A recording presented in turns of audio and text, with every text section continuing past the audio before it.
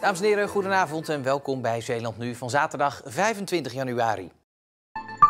Zeeland bereidt zich voor op het belangrijke gesprek maandag over de marinierskazerne met staatssecretaris Visser van Defensie. De kazerne was gisteravond het onderwerp van gesprek tijdens de nieuwjaarsreceptie van het Zeeuws-Gentse havenschap North Seaport. Daar was ook minister Knops aanwezig, die natuurlijk werd aangesproken door Zeeuwse bestuurders. Maar Knops geeft voor de camera geen commentaar. Ik ken het dossier al van de tijd dat ik Kamerlid was. Maar ik ben hier nu als minister van Binnenlandse Zaken op de nieuwjaarsreceptie van North Seaport met heel veel ondernemers. En voor vragen over dit dossier verwijs ik echt door naar mijn collega Barbara Visser. U houdt uw kaken stijf op elkaar. Nou, zij is verantwoordelijk en dan lijkt het me goed dat zij ook de woordvoering doet. Degene die wel wat loslaat is de bekende oud-burgemeester van Sluis en Putten, Kees van Lieren. Die gisteravond ook op de receptie aanwezig was en in veel politieke netwerken zit. Een paar weken terug was ik met een aantal ministers en toen heb ik al begrepen dat dat niet helemaal comme il faut ging. En nu is het denk ik zaak om aanstaande maandag zoveel mogelijk compensatie naar Zeeland te bedingen in het gesprek met Barbara Visser. Ook uit het oogpunt van werkgelegenheid. U gelooft er niet meer in dat Zeeland dat nog voor de poorten van de hel weg gaat slepen, die marinierskazerne? Ik geloof daar absoluut niet meer in. Absoluut niet. Nee. Wat hoorde u in dat gesprek met die ministers? Ik ga geen namen noemen, maar het komt in ieder geval uit een betrouwbaar circuit. Eindelijk mogen de Tolse raadsleden ingaan op een deel van de geheime stukken over zwembad De Spetter in Tolen. Gisterochtend werd bekend dat medewerkers van het zwembad tijdens hun werk werden blootgesteld aan chemicaliën en dat explosiegevaar op de loer lag. Nou, dat is schokkend. Dat is echt schokkend. Er worden gewoon keiharde conclusies getrokken.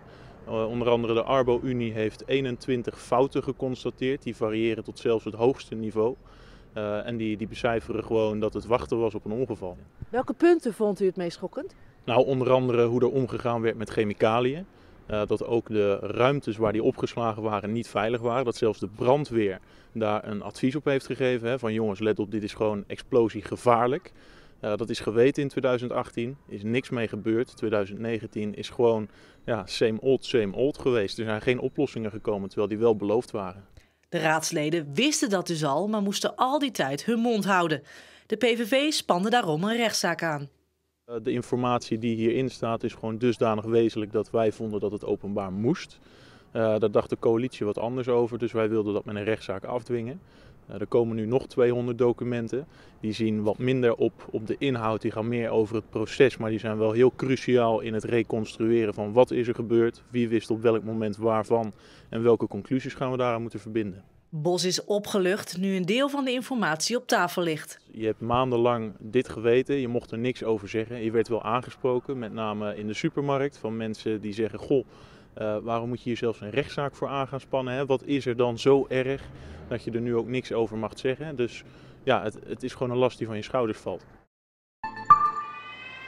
In een studentenwoning op de eerste verdieping aan de Pluimstraat in Middelburg heeft vanmorgen een felle brand gewoed. Niemand raakte gewond. De brand ontstond waarschijnlijk door kortsluiting in een elektrische aansteker. De bewoner van de studentenkamer was op dat moment zelf niet thuis, maar zijn onderbuurman wel. De deur zat op slot en er kwam rook onder de deur vandaan. Dus wij kloppen op de deur van hey, wat is aan de hand? We kregen geen gehoor, want hij bleek dus niet thuis te zijn, gelukkig. En toen werd de rook steeds meer. Ik heb op alle deuren geklopt, kijken of er nog iemand aan het slapen was of iets dergelijks. Maar iedereen die thuis was al buiten. De brandweer had het vuur al na 20 minuten geblust. De bewoner van de uitgebrande kamer kan voorlopig niet thuis slapen, maar zijn huisgenoten wel. En die zijn inmiddels alweer een beetje bekomen van de schrik. Het kan gebeuren, het is goed afgelopen. De professionele dienstdieners waren ontzettend snel. Dus het is niet dat ik vanavond niet lekker zal slapen.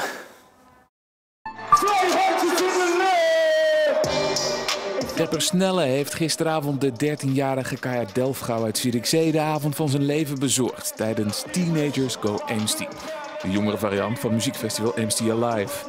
Tijdens het optreden in Burghaamstede werd Kaya door zijn idool op het podium gevraagd. Ja, nou, hij vroeg in het begin zo, toen ging hij Scars doen volgens mij. En toen zei hij, wie kan deze meezingen? En ik zei ja, ik kan het. En hij zag dat. En toen later kwam hij naar beneden. En toen gaf ik hem een high five en zo. En toen mocht ik het podium op. Ik was eigenlijk helemaal niet bij. Ik was helemaal gewoon gek geworden en zo. En toen, ja, ik mocht er gewoon bij staan. En nummers mee rappen en zo. Naast muziekoptredens waren er ook allerlei workshops. De 15e editie van de jongere variant van MCA Live werd bezocht door zo'n 800 tieners. En een uitgebreide reportage zie je maandagavond in Evenement van de Week na het nieuws.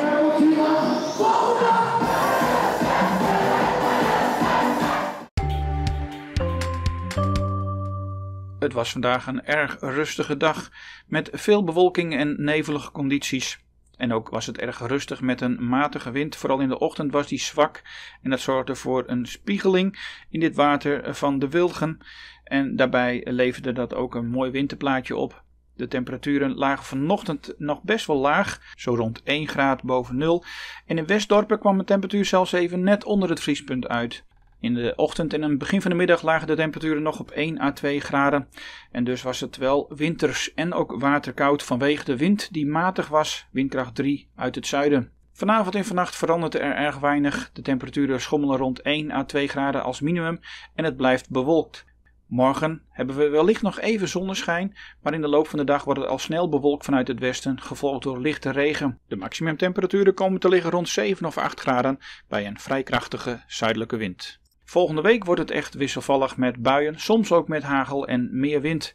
Van winterweer is voorlopig geen sprake met middagtemperaturen na maandag rond 7 graden. Tot zover het Zeeuwse nieuws van vandaag. Straks een overzicht van het belangrijkste nieuws van de afgelopen week.